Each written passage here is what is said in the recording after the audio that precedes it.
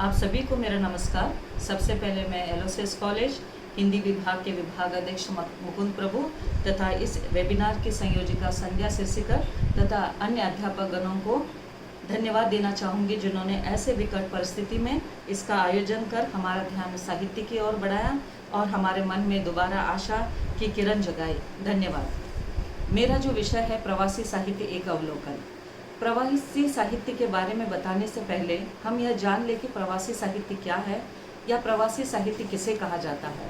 प्रवासी वे लोग होते हैं जो भारतीय मूल के होते हैं पर भारत से दूर विदेश में रहते हैं, यानी भारतीय मूल के विदेश में रहने वाले लोगों को प्रवासी तथा उनके द्वारा सृजनात्मक लेखन को प्रवासी साहित्य कहा जाता है।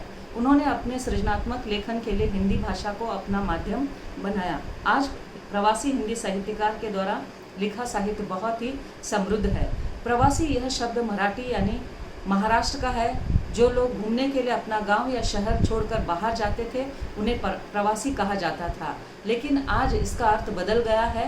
विदेश में रहने वालों को प्रवासी तथा उनके द्वारा लिखित साहित्य को प्रवासी साहित्य कहा जाता है। आजकल हिंदी साहित्य में अनेक विमर्श चल पड़े हैं, जैसे दलित विमर्श, स्त्री विमर्श, आदिवासी विमर्श, मुस्लिम विमर्श। उसी तरह प्रवासी विमर्श या प्रवासी साहित्य भी चल पड़ा है। बाकी सभी विमर्श में अनेक मुद्दों को उठाया गया है, पर प्रवासी साहित्य में मानवीय संवेदनाएं अधिक दिखाई देती है। इसके अंतर्गत रचनात्मक साहित्य अधिक लिखा गया है। कमलेश्वर ने प्रवासी साहित्य पर टिप्पणी करते हुए कहा था, रचना अपने मानदंड खुद तय करती है, इसलिए इसके मानदंड बनाए नहीं जाएंगे। इन रचनाओं के मानदंड स्वयं तय होंगे।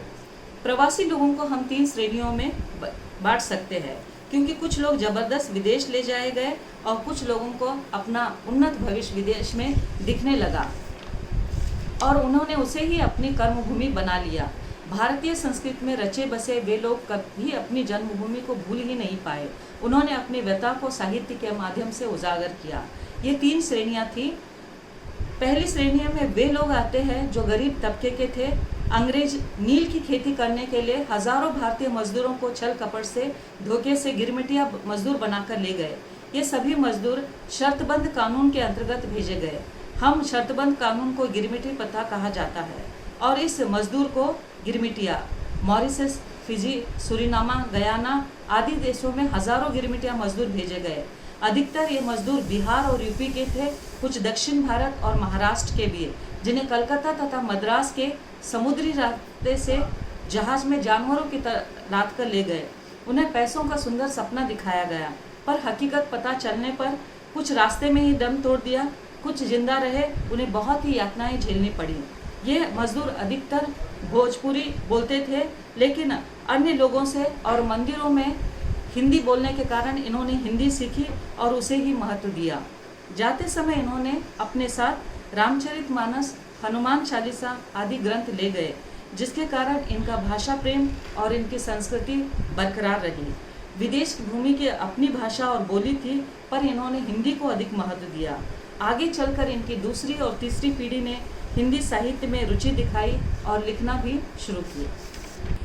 दूसरी श्रेणी में वे लोग आते हैं जो 80 के दशक में विदेश गए थे और इनकी आर्थिक स्थिति बहुत ही कमज़ोर थी। यह अपनी आर्थिक स्थिति को मजबूत बनाने के लिए वहाँ पर गए थे।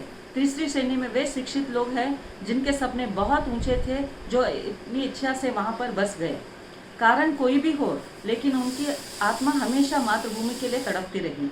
प्रवासी साहित्य लेखन आज मॉरिशस के अलावा America, Japan, Germany, England, Britain, चीनी, Fiji, Suriname, Trinidad, Canada, Thailand, Sri Lanka, Australia, Nepal, Abu Dhabi, Sharjah, Denmark, Norway, Netherland जैसे कई देशों में जोरों पर है।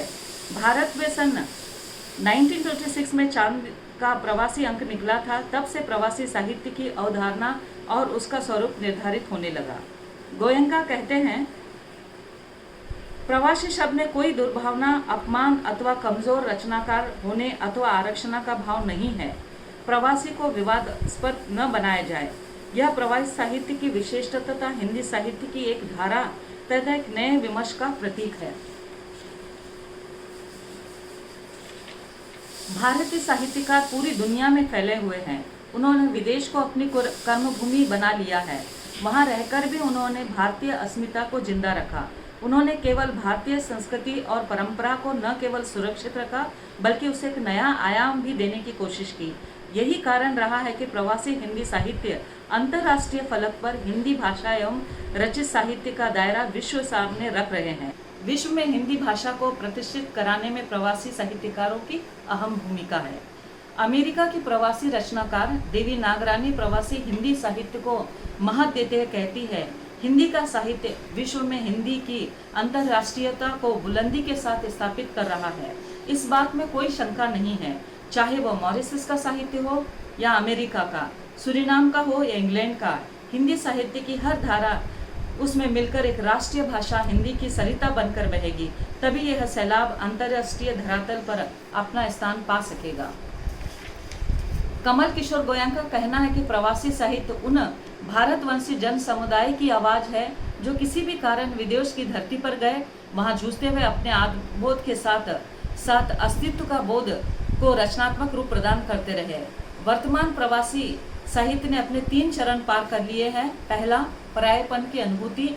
दूसरा, इस मन स्थिति से संघर्ष उत्पन्न होना। तीसरा, अपनी नई पहचान स्थापित करने के लिए जद्दोजहद। प्रवासी भारतीय साहित्य के बारे में बात करें तो असंख्य साहित्यकार इस दिशा में कार्यरत है, जिनमें से कुछ नामों के नाम प्रमुख हैं। मॉरिशस में अभिमन्यु अनंत, रामदेव धुरंधर, दीपचंद बिहारी, विष्णुदत्त मधु, आनंद देवी, वेनी माधव, राम खेलावन, दानेश्वर श्याम आदि। अमेरिका में उषा प्रियमदा, सुषमा बेदी, उमेश अग्निहोत्री, सुधा ओम डिंगरा, अनिल प्रभाकर ठाकुर, पुष्पा सक्सेना, रेणु राजवंशी गुप्ता, अनीता कपूर, मंजू मिश्रा और कविता। ब्रिटेन में तेजेंद्र शर्मा, उषा राजे सक्सेना, दिव्या माथुर, नीला त्यागी और आबू धाबी से कृष्ण बिहारी, शाहजहां से पूर्णिमा बर्मन, नॉर्वे से सुरेंद्र चंद्र शुक्ला, नीदरलैंड से पुष्पिता अवस्थी, डेनमार्क से अर्चना आदि प्रवासी साहित्य में 4 चांद लगा रहे हैं। प्रवासी साहित्य और विदेश में बढ़ती हिंदी को देख कुछ वर्षों से 10 जनवरी को विश्व हिंदी दिवस मनाया जा रहा है। भारत सरकार भी सन 1978 से प्रतिवर्ष 5 भारतवंशी हिंदी सेवकों को हिंदी पुरस्कार से नवाजती है। आगे चलकर सन 2000 से प्रतिवर्ष 9 से 10 जनवरी को प्रवासी भारतीय दिवस भी मनाया जा रहा है। मॉरिशस के कथाकार रामदेव धुरंधर ने मॉरिशस में हिंदी साहित्य के बारे में कहा है कि वहाँ के लोगों ने 1940 के आसपास प्रेमचंद और अन्य हिंदी साहित्यकार को पढ़ना शुरू किया। उनके पास उनका अपना कोई साहित्य नहीं था, लेकिन 1968 में मॉरिशस में उनका अपना साहित्य लिखा जाने लगा। उसका श्रेय वे मॉरिशस के प्रथम प्रधानमंत्री शिवसागर रामगुलाम को देते हैं। मॉरिशस की भारतीय और हिंदी के लिए वरदान हमें राष्ट्रपिता शिवसागर रामगुलाम मॉरिशस के प्रधानमंत्री मिले थे, जिनकी पढ़ाई इंग्लैंड में हुई थी, लेकिन उनका मन भारतीयता में रमता था। बस उन्हीं की उदार दृष्टि का परिणाम था कि मॉरिशस में सारिका और धर्मयुग जैसी पत्रिकाएं आने लगी। ये पत्रिकाएं हवाई जहाज से आती थी और इनका दाम ₹1.25 था, जिसका प्रभाव वहाँ के लोगों पर गहरा पड़ा। इन्हीं पत्रिका के माध्यम से अभिमन्यु अनंत का परिचय धर्मयुग भारती और कमलेजर से हुई और जिन्हीं के कारण भारत में अभिमन्यु अनंत का नाम प्रसिद्ध हुआ। उनके द्वारा लिखित उपन्यास लाल पसीना की तुलना प्रेमचंद के उपन्यास गोदान से की जाती है। इतना ही नहीं, उन्हें उपन्यास के क्षेत्र में मॉरिशस का उपन्यास सम्राट भी कहा जाता है। कविता, उपन्यास, नाटक के अतिरिक्त वहाँ लघु कथा भी लिखी गई और लघु कथा लिखने वालों में रामदेव धुरंधर का नाम बहुत ही प्रसिद्ध है। जयप्रकाश करदम जी रामदेव धुरंधर के बारे में कहते हैं, आप तो लघु कथा संग्रह है धुरंधर जी।